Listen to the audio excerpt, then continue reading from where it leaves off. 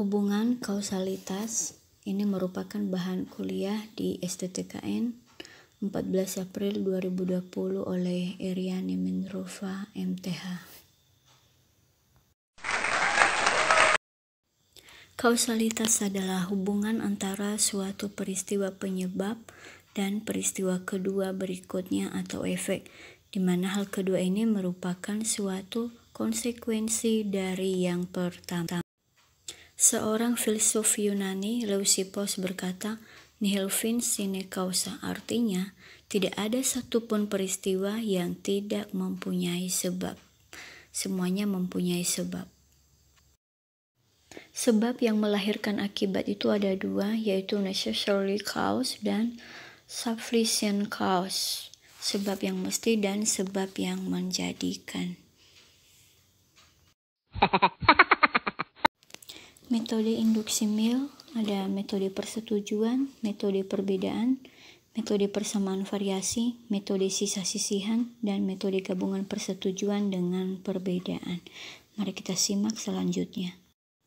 Metode persetujuan adalah faktor atau sebab yang sama dari dua peristiwa bahkan lebih. Contoh, banyak pasien menderita COVID-19 setelah pergi ke luar negeri.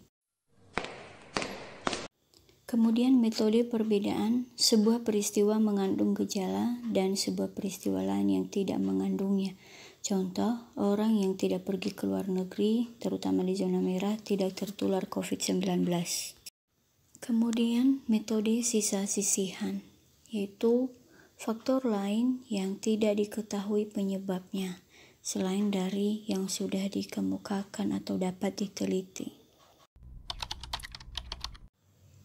Metode persamaan variasi, yaitu apabila suatu cara berubah, maka gejala yang ditimbulkan juga berubah. Contohnya, panas dengan termometer. Yang terakhir adalah metode gabungan persetujuan dan perbedaan.